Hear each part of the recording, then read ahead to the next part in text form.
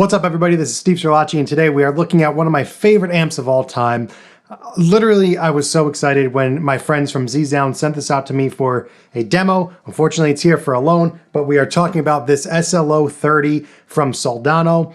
I'll have links to all the stuff that I use in this video below, but this is one of the original boutique amplifiers that were ever made. The old SLO 100 was a favorite among studio cats in LA, and pretty much every rock star of the time had one of these SLO 100s. There's so many great videos out there on them. And Soldano put this into a 30-watt package for regular people to have that can't put the 100 watts up on stage. There's going to be a lot to cover in this, so I'm just going to literally skip right to a quick tour of what the features are and what the knobs do and what's on the front and back. And then we're going to get right into playing because there's so many different tones that we're going to get out of this thing, and it's going to be fun. I cannot wait. And stay tuned for the end because I'm going to throw a little bit bonus in here. My favorite guitar player of all time is Gary Moore, and Gary Moore used to use one of these in my favorite personal video of his. He does the one live video where he's got the red suit on, playing his SLO 100, and he's using a made in the UK Marshall Governor, which I happen to have on my board at my feet. So at the end of the video, after I showcase everything that the SLO 30 can do on its own, I'm going to then hit it with that Marshall pedal and kind of give you that Gary Moore copied tone. I'm not saying I play like him, but I'm just going to replicate that tone the best that I can with the pedal and the amp. It's going to be fun. All right, let's get to the specs. We have switches on this, which is something that makes everything really accessible. So you have your bright switch, your overdrive normal. We only have 2 channels on this, but when you go into the normal channel, you have a choice between crunch and clean. Moving from left to right, we have our preamp volume. So that's your normal and your overdrive preamp volume. Then you have your 3-band EQ, bass, middle, treble, regular type of stuff. Then you have your masters, which is, I guess, the master volume for the normal channel and the overdrive channel. This is really flexible because you can tweak each to taste. You can get more saturation out of the overdrive, and then you can get more headroom out of the normal side if that's what you want to do. From there, we have the presence and the depth knobs. We have our standby and power on and off. The presence knob adjusts the high frequencies in the power amp for both the normal and the overdrive channels, and the depth controls the amount of low frequencies in the power amp for both normal and overdrive channels. So these are considered post EQs. So the preamp EQ, the regular bass, middle, treble happen before the power amp section. And then those are almost, I think of them as like finishing polish. Like when your tone is set, do you want to have a little bit more low end on the end or a little bit more high end as a final product versus how it'll affect the clipping. So if you adjust the preamp knobs, it's going to affect how the signal clips and how it distorts, where the presence and depth being on the end is basically going to control how much low end and high end after the preamp section. Flipping over to the back, we have our speaker impedance. You have 16, 8, and 4. You have your 2 speaker jacks. You have a line out and a level for that line out. So something really cool about this is that you could do a hybrid rig, and this was a feature on the original SLO 100 also, where you could take a line out. You need to be connected to a speaker to do this, or a load box, whatever you have. But if you have something, for example, like a cabinet software or one of those cabinet boxes, you can take a line straight out of the back of the amp and have a separate DI signal of just that amp. So for something like if I'm going to capture this in a Tonex or the Quad Cortex, I can take the raw amp sound and I can take the mic'd up sound and get both of those by using that line out. Really cool feature. And then you have a level to control that line out. You have your foot switch and your effects loop. This is a 2 buffered effects loop, which I am going to be using today. I have my HX stomp in the effects loop, and I'm not going to use any pedals for right now, but I do have a little bit of a reverb on from the HX stomp that's in that effects loop. So what you're going to be hearing is my 79 Les Paul Custom. If you've been on this channel, you've seen this a million times. My favorite guitar. And I am going through my Blackstar Vertical 212. I'm mic'd up with a 57 and a Royer 121 ribbon mic that I also got from my friends at Zzounds, plugging into my Warm Audio mic pre's and compressors. There's no compression on it, but they're just in the chain, giving you that compressor sound, but without actually compressing, if that makes sense. This is by no means a budget setup. Let's start off with let's go normal channel on the crunch. I'm going to skip the clean for now because I don't want to open up a video of such a great product with the least appealing channel. So we're going to start off with the crunch channel and where I typically like to set it.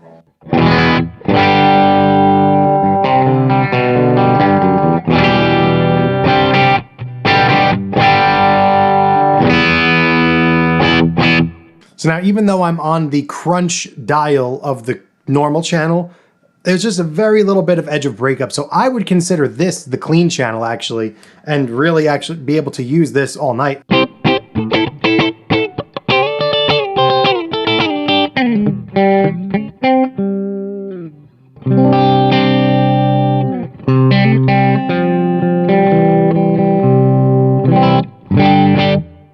So for me, that's really the clean sound of this amplifier.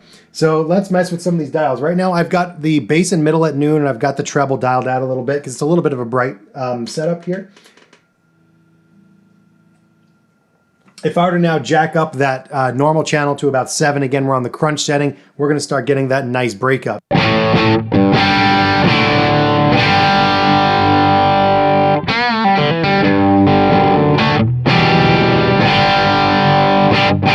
Let's push that a little bit further now and max out that normal channel on the crunch setting here.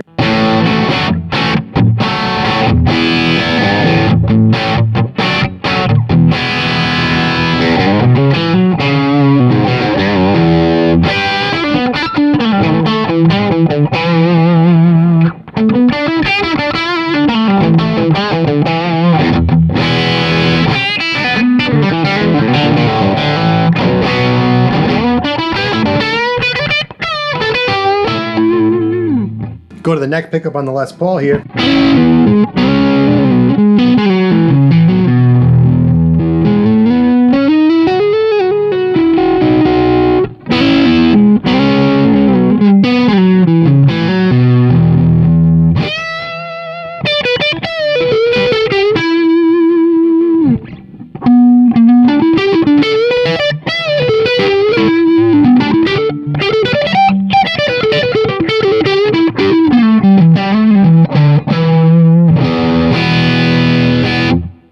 Now that is one of the most articulate sounds that I've ever experienced from an amplifier. This thing, I keep telling people, they ask me how it is. It's literally an experience of its own playing this amplifier. It's just, it's like the notes just respond exactly the way you want them to. Like there's just enough kickback and it's got all the things that you want. It's so touch sensitive too. Like right now I have that broken up sound, same thing. The crunchy channel's maxed out.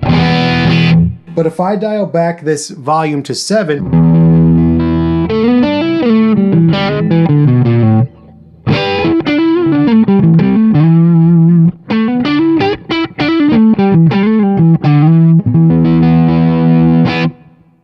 the notes just have like a pop and a bloom that is just unlike anything else.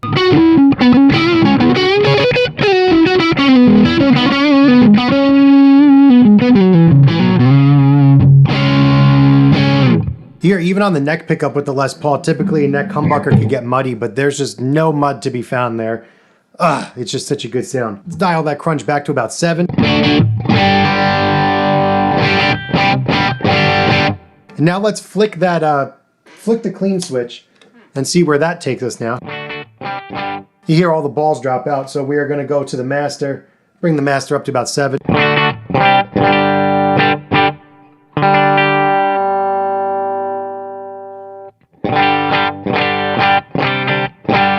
So with the clean sound, it's a cool clean sound, it's fine, it's just not that crunch sound.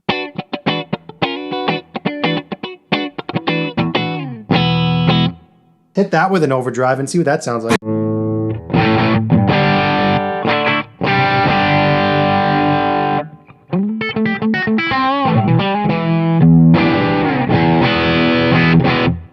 So it takes your distortion pedals well. This is the Prince of Tone.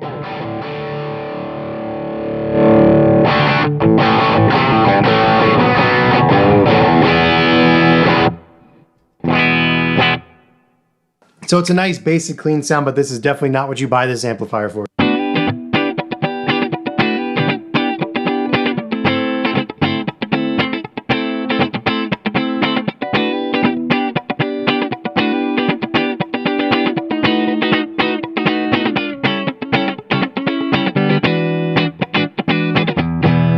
Enough of that clean stuff. Let's get to the fun part. Now, kicking it up to the overdrive. And let's see what we got here.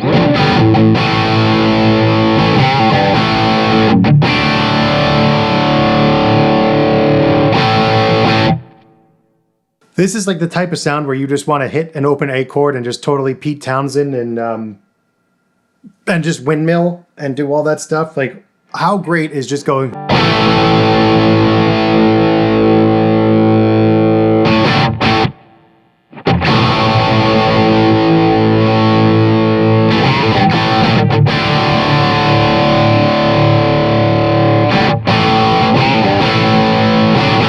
I mean, how does it get better than that for a crunch sound? It's like, I swear, I feel like the notes literally just punch you, right? Right when you hit the notes, they just instantly pop. Oh, this is so fun to play with. Let's play with some of this. I'm going to hear some more chords with it.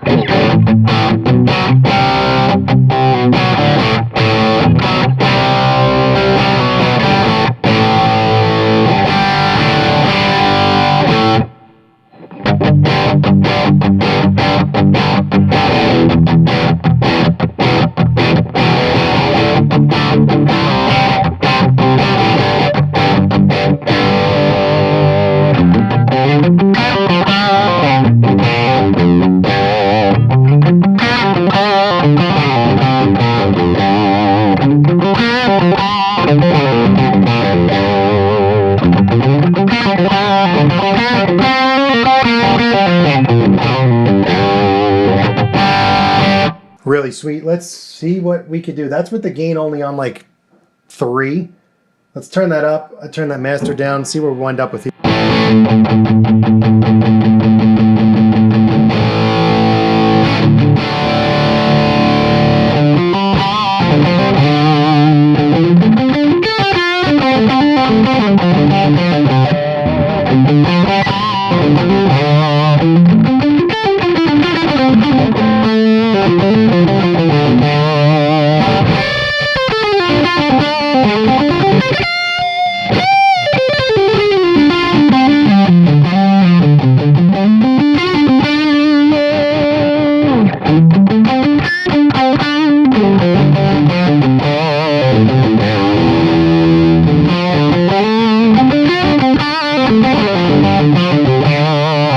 Now we're getting into some killer lead territory. What fun is this? I mean, we're going to max out this gain. I think that the master volume should be okay there.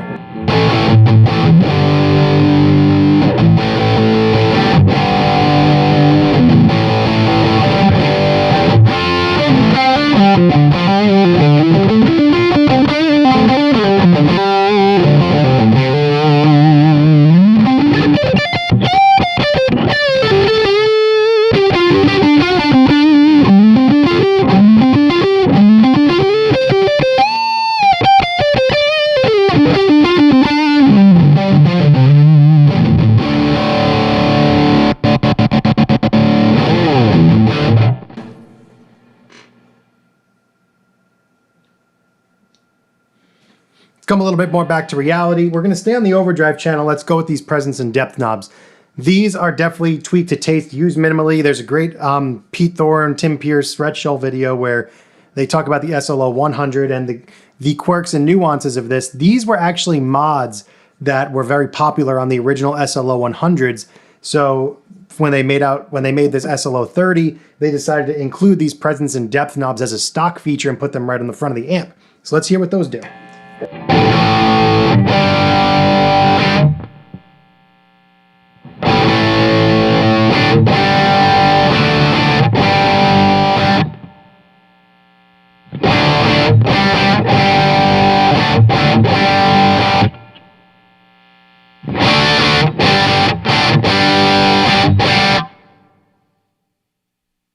So here you want to use that presence knob very sparingly. It gives you a nice high-end sizzle as you turn it up. It doesn't get too harsh. I was expecting that to be a lot more ear fatiguing in the room here, but that's actually pretty good. Let's mess with this depth now.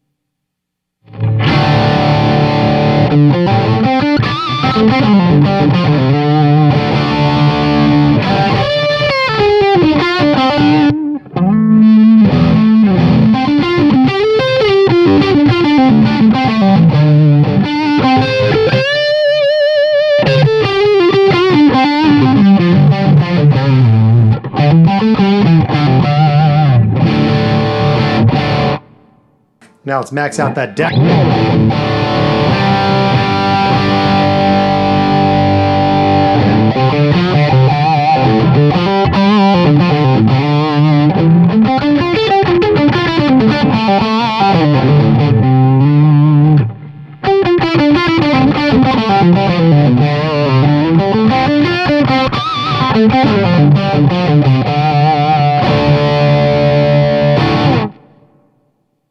Now let's drop that depth all the way off. I don't know if you can hear it coming out through the mics and stuff, but it definitely adds a little bit more rumble to the room around the cabinet.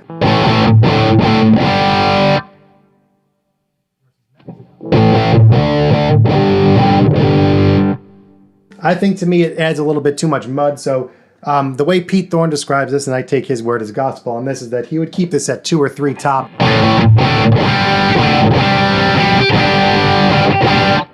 And just have a nice rumble to go with your notes. Bring some of that reverb back down. Let's do a quick tour of how these knobs affect the sound. Let's just go. Just I'm gonna hit a chord and see how the knobs react.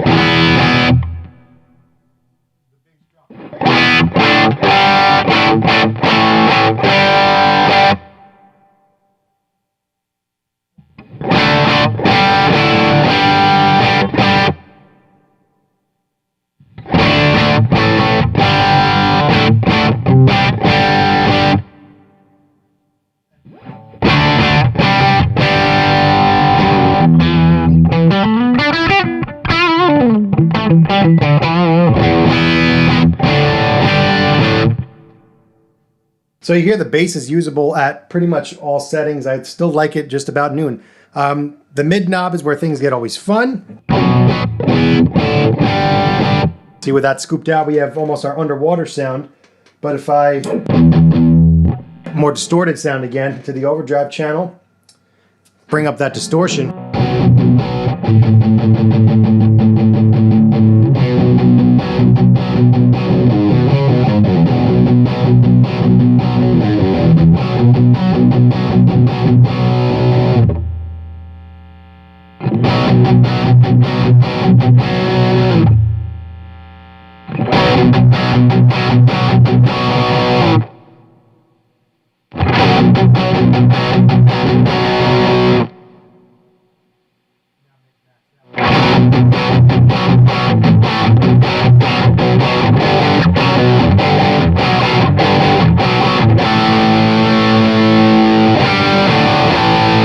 That mid knob gets absolutely disgusting when it's cranked up. And now our treble.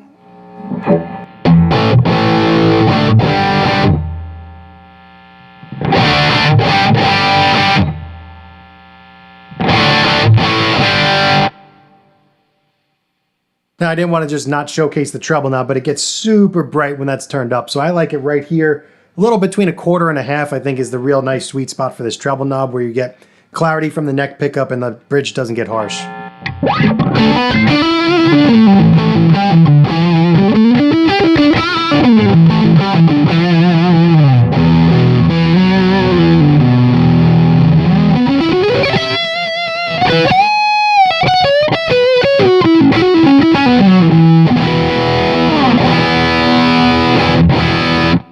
So now, as promised, we're going to go back to that normal crunch channel and hit it with the Marshall Governor. The Gary Moore setup is what I call it, and see how this sounds.